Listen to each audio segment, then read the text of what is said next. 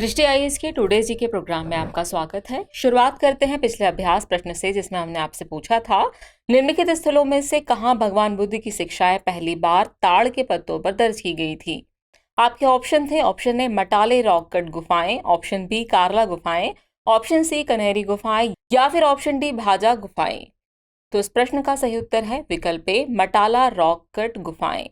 आप में से कई व्यूअर्स ने इस प्रश्न का एकदम ठीक जवाब दिया है। इसी तरह अपने सुझाव प्रतिक्रिया और जवाब हमें भेजते रहिए, हमें इसका इंतजार रहता है। चलिए बाकी की बात को एक्सप्लेनेशन से समझते हैं। हाल ही में बुद्ध वनम परियोजना की टीम ने रविवार को श्रीलंका में कोलंबो कैंडी मार्ग पर स्थित मटाले में 3री शताब्दी ईसा पूर्व की बौद्ध रॉक कट गुफाओं का दौरा किया। इन्हीं गुफाओं में पहली बार भगवान बुद्ध की शिक्षाओं को ताड़ के पत्तों पर दर्ज किया गया था। बुद्ध की शिक्षाएं, जिन्हें त्रिपिटक कहा जाता है, जो उस समय तक मौखिक रूप से प्रसारित की जाती थी, ताड़ के पत्तों पर लिखी गई थी। ये कार्य राजा अशोक के समकालीन श्रीलंकाई राजा देवन मापिया तिस्सा के तत्वावधान में किया गया था।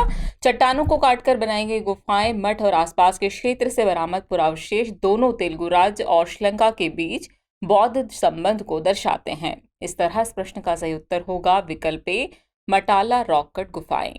चलिए अब शुरुआत करते हैं आज के एपिसोड की।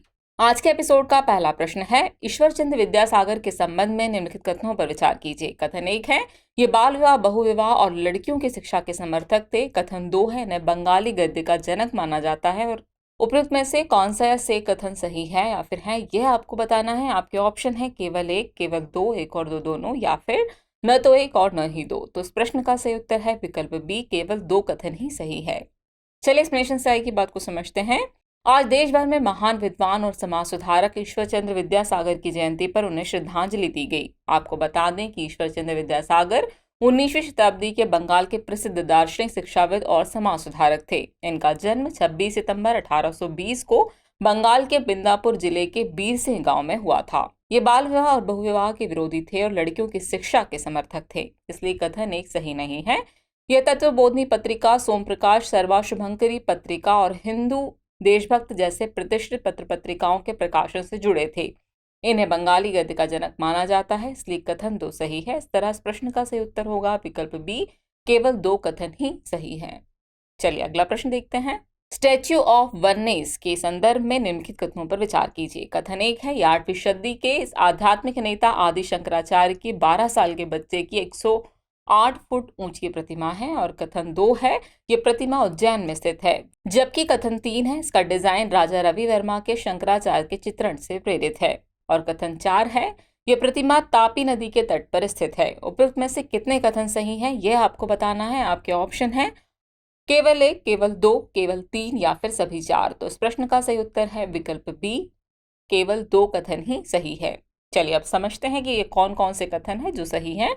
हाल ही में मध्य प्रदेश के मुख्यमंत्री शिवराज सिंह चौहान ने ओमकारेश्वर में आदि शंकराचार्य की 108 फुट ऊंची स्टैच्यू ऑफ वननेस का अनावरण किया, इसलिए कथन 2 सही नहीं है। इस प्रतिमा में शंकराचार्य को 12 साल के बच्चे के रूप में दर्शाया गया है, इसलिए कथन 1 सही है। ये प्रतिमा नर्मदा नदी के तट पर स्थित है, इसलिए कथन 4 सही नहीं है। इस प्रतिमा के डिजाइन की कल्पना चित्रकार वासुदेव कामत ने की थी, जिन्हें राजा रवि वर्मा के शंकराचार्य के चित्रण से प्रेरणा मिली थी, इसलिए कथन 3 सही है। बता दें कि आदि शंकराचार्य का जन्म पेरियार नदी के तट पर स्थित केरल के कलाडी में हुआ था। वो बौद्ध धर्म और जैन धर्म सहित प्रचलित दार्शनिक परंपराओं को चुनौती देते हुए अद्वैत वेदांत के समर्थक बन गए। इस प्रकार केवल 2 कथन ही सही है, यानी इस प्रश्न का सही उत्तर होगा विकल्प बी, केवल 2 कथन ही सही है। चलिए अगला प्रश्न देखते हैं। प्रस्तावना के संदर्भ में निम्नलिखित कथनों पर विचार कीजिए। कथन 1 है, संविधान की प्रस्तावना संविधान के परिचय के रूप में कार्य करती है और इसमें इसके मूल सिद्धांत और लक्ष्य शामिल हैं। कथन 2 है, संविधान की प्रस्तावना 1950 में शुरू की गई थी। और कथन 3 है, समाजवादी और धर्मनिरपेक्ष शब्द संविधान के प्रारंभ से ही प्रस्तावना का हिस्सा थे। उपयुक्त में से कितने कथन सही है, यह आपको बताना है। आपके ऑप्शन है केवल 1, केवल 2, सभी तीनों या फिर कोई भी नहीं। तो इस प्रश्न का सही उत्तर है विकल्प बी, केवल 2 कथन ही सही है। हाल ही में भारत के संविधान की प्रस्तावना से समाजवादी और धर्मनिरपेक्ष शब्दों को हटाने को लेकर विपक्षी दलों ने सरकार पर आरोप लगाए। समाजवादी और धर्मनिरपेक्ष शब्द 1976 में संविधान के 42वें संशोधन के हिस्से के रूप में प्रस्तावना में जोड़े गए थे, इसलिए कथन 3 सही नहीं है। आपको बता दें कि प्रत्येक संविधान का एक दर्शन होता है। भारत के संविधान में अंतर्निहित दर्शन को उद्देश्य संकल्प में संक्षेपित किया गया था, जिसे 22 जनवरी 1947 को संविधान सभा द्वारा अपनाया गया था। हालांकि संविधान की प्रस्तावना 1950 में शुरू की गई थी, इसलिए कथन 2 सही है। संविधान की प्रस्तावना उद्देश्य संकल्प में निहित आदर्श को शब्दों में व्यक्त करती है। ये संविधान के परिचय के रूप में काम करती है और इसमें इसके मूल सिद्धांत और लक्ष्य शामिल हैं, इसलिए कथन 1 सही है। इस तरह केवल 2 कथन ही सही हैं, तो इस तरह प्रश्न का सही उत्तर होगा विकल्प बी, केवल 2। अगला प्रश्न है, वह महान राष्ट्रवादी और देशभक्त थे। उन्होंने भारतीय नायकों पर गर्व किया और ब्रिटिश शासन के खिलाफ लोगों को एकजुट करने के लिए हिंदू कल्पना और प्रतीकवाद से भरे राजनीतिक अभियानों पर भरोसा किया। स्वतंत्रता संग्राम को सांप्रदायिक रंग देने और महिलाओं की मुक्ति और जाति सुधारों पर उनके रूढ़िवादी रुख की आलोचना की गई। उपरोक्त पंक्तियां किस व्यक्तित्व की व्याख्या करती है? आपके ऑप्शन है लाला लाजपत राय, B.R. अम्बेडकर, सरदार अजीत सिंह या फिर बाल गंगाधर तिलक। तो इस प्रश्न का सही उत्तर है विकल्प डी, बाल गंगाधर तिलक। इन दिनों देश भर में 10 दिवसीय गणेश उत्सव बड़े धूमधाम से मनाया जा रहा है। आपको बता दें कि 1893 से पहले ये उत्सव एक दिवसीय समारोह हुआ करता था, जिसे मुख्य रूप से ब्राह्मणों और उच्च जातियों द्वारा निजी तौर पर मनाया जाता था। लेकिन इसे प्रचारित करने में महान राष्ट्रवादी और देशभक्त बाल गंगाधर तिलक की प्रमुख भूमिका रही। तिलक ने भारतीय नायकों पर गर्व किया और ब्रिटिश शासन के खिलाफ लोगों को एकजुट करने के लिए हिंदू कल्पना और प्रतीकवाद से भरे राजनीतिक अभियानों पर भरोसा किया। हालांकि स्वतंत्रता संग्राम को सांप्रदायिक रंग देने और महिलाओं की मुक्ति और जाति सुधारों पर उनके रूढ़िवादी रुख के लिए तिलक की आलोचना की गई। इस तरह इस प्रश्न का सही उत्तर है विकल्प डी, बाल गंगाधर तिलक। अगला प्रश्न है, 5 आइज यानी FVEI के संदर्भ में निम्नलिखित कथनों पर विचार कीजिए। कथन 1 है ये खुफिया गठबंधन है। कथन 2 है इसमें Bharat, Canada, New Zealand, United kingdom और संयुक्त राज्य अमेरिका शामिल हैं। उपयुक्त में से कौन सा ऐसे कथन सही है या फिर है, यह आपको बताना था। आपके ऑप्शन है केवल 1, केवल 2, 1 और 2 दोनों, या फिर न तो 1 न ही 2। तो इस प्रश्न का सही उत्तर है विकल्प ए, केवल 1 कथन ही सही है। हाल ही में कनाडा द्वारा एक खालिस्तान समर्थक व्यक्ति की हत्या में भारत की भूमिका के आरोप के बाद 5 आइज समूह खबरों में रहा। आपको बता दें कि 5 आइज यानी FEI एक खुफिया गठबंधन है, इसलिए कथन 1 सही है। इसमें Australia, Canada, New Zealand, United kingdom और संयुक्त राज्य अमेरिका शामिल हैं, इसलिए कथन 2 सही नहीं है। यह देश बहुपक्षीय UK-USA समझौते के पक्षकार हैं, जो सिंगल इंटेलिजेंस में संयुक्त सहयोग के लिए एक संधि है। FVEI की उत्पत्ति का पता द्वितीय विश्व युद्ध के दौरान ब्रिटिश और अमेरिकी कोड ब्रेकरों के बीच अनौपचारिक गुप्त बैठकों से लगाया जा सकता है। इस अमेरिका के औपचारिक रूप से युद्ध में प्रवेश करने से पहले शुरू किया गया था। इसके बाद मित्र राष्ट्रों के 1941 के अटलांटिक चार्टर ने युद्ध के बाद की दुनिया के बारे में उनका दृष्टिकोण स्थापित किया। इस तरह इस प्रश्न का सही उत्तर होगा विकल्प ए, यानी केवल 1 कथन ही सही है। अगला प्रश्न है, निम्नलिखित में से किस देश की संसद में महिलाओं की प्रतिशत भागीदारी सबसे अधिक है? आपके ऑप्शन है भारत, ऑस्ट्रेलिया, रवांडा या फिर फ्रांस। तो इस प्रश्न का सही उत्तर है विकल्प सी, रवांडा।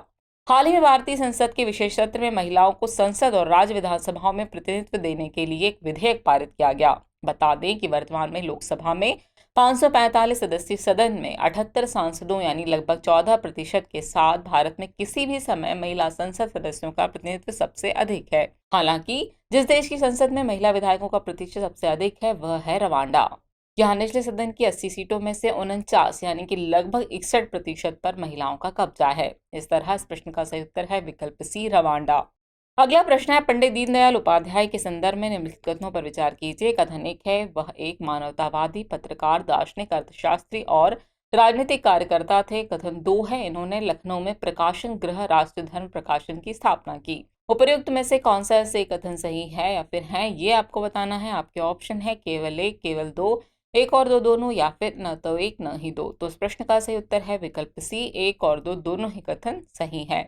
हाल ही में प्रधानमंत्री नरेंद्र मोदी ने पंडित दीनदयाल उपाध्याय को उनकी जयंती पर श्रद्धांजलि अर्पित की। बता दें कि दीनदयाल उपाध्याय एक मानवतावादी, पत्रकार, दार्शनिक, अर्थशास्त्री और राजनीतिक कार्यकर्ता थे। इन्होंने लखनऊ में प्रकाशन गृह राष्ट्र धर्म प्रकाशन की स्थापना की, इसलिए कथन 2 सही है। अपने सिद्धांतों को प्रचारित करने के लिए इन्होंने एक मासिक पत्रिका राष्ट्र धर्म शुरू की।